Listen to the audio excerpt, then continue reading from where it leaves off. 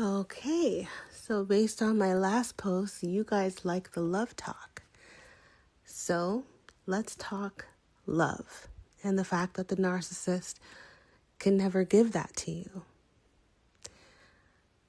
One of the worst, most difficult, complex aspects to navigate when in a narcissistic, abusive dynamic or in any type of interpersonal relationship with a psychopath is the devaluation stage, right? So you get love bombed and you're feeling like this is great synergy, you're on top of the world, this person means so much to you, you mean so much to them.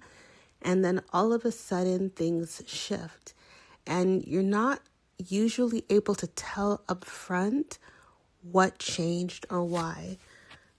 I want to talk about some clear behaviors, right? So that if you're on the fence and or if you ever see this again, you at least will have some sort of a barometer, okay? Because here's the thing. And you know, for those of you on the healing journey, you may already have embraced this. But for those of you who are just coming to terms with things, one thing is for sure, when someone cares about you, right? Genuinely, they are always wanting you to be good. They want to lift you up. They will not be the cause of why you are down. So if you're feeling down and you address that with a person, if they care about you, they're going to want to course correct that. If you're dealing with a toxic person, they will not. Some examples of devaluation. Now, in a healthy dynamic, there's warmth, right? If you do something or give something to the person and it's imperfect, in a value-rich relationship, you'll be given constructive feedback, there'll be kindness, your worth will still be affirmed. Whereas when you're dealing with a toxic person, an NPD, you'll get a sudden coldness. They will be critical over minor things. In some cases, when you're dealing with a malignant narcissist and the abuse has gotten so out of control, they may be aggressively critical. And it's not just a one-off, right? It's things that happen over a continued period of time. But you begin to feel like nothing that you're doing is appreciated, is seen, is valued. Okay? It's a proverbial red flag. In a healthy dynamic, like I talked about in the previous recording, there's reciprocity in the communication. It's clear. And if there's a wrinkle, a misunderstanding, there's a desire for there to be resolution. There's actually effort put forth so that, but both parties or everyone involved feels heard, understood, and, if it comes down to it, you agree to disagree. Toxic people do not compromise. Their response is either rage or silent treatment. Ghosting is a form of that. So somebody who interrupts you, walks off, cuts the conversation, chooses not to revisit it, you're being devalued. You're being told by behaviors that your thoughts and feelings do not matter. And this is a very classic toxic behavioral trait. If you see this, you really need to look for the exit door.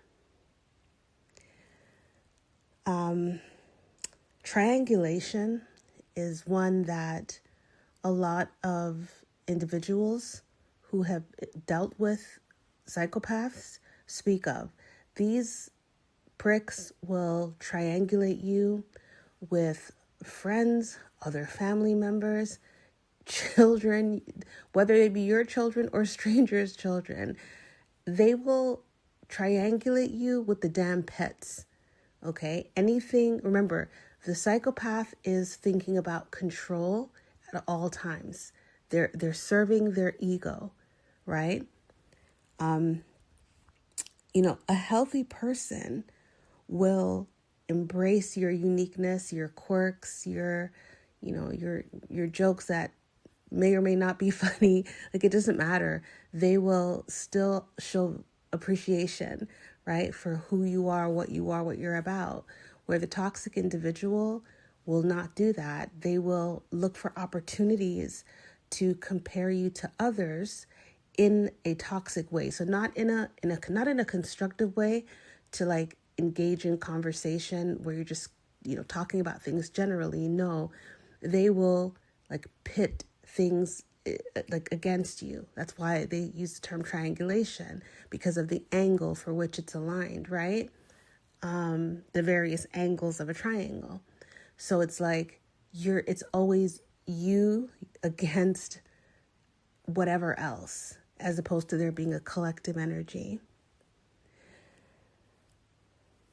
Healthy individuals will own their part. So if something goes awry, if there's a fuck up, a person who's genuinely caring about you, respects you, and respects themselves, they're going to own their part of the issue without being coaxed to do it, right?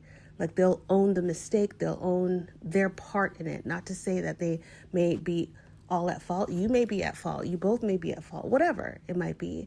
But again, there's a spirit of resolution, right? Compromise is really something. You'll see if most toxic individuals, even if you bring up the topic of compromise, it's like kryptonite to these creatures, right? They will shirk at it. A narcissist is going to gaslight you. We all have heard that term over the last several years, right? They will contort reality and rewrite history just so that their ego is protected. That's the objective for everything they do, right? It's why they deflect and why they project and all of these other toxic behaviors. So when you see that, you know that you're dealing with someone who's likely very unhealthy. Another thing too, people who are valuing you and who are healthy-minded,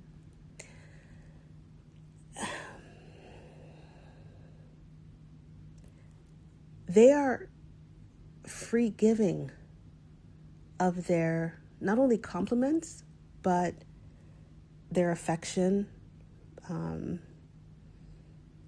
It's something that they give easily, right? You're not feeling like you have to compromise yourself in order to get it. And that's a big thing too. Like, when we talk about love after narcissistic abuse, that's a huge adjustment, because if you were with a psychopath for a significant period of time, it may take you some time to kind of rewire intimacy, right? Because the unhealthy individual will weaponize your affection, okay? Will use your kindness for a weakness, if you will, your love and your tenderness against you, or as like a carrot stick.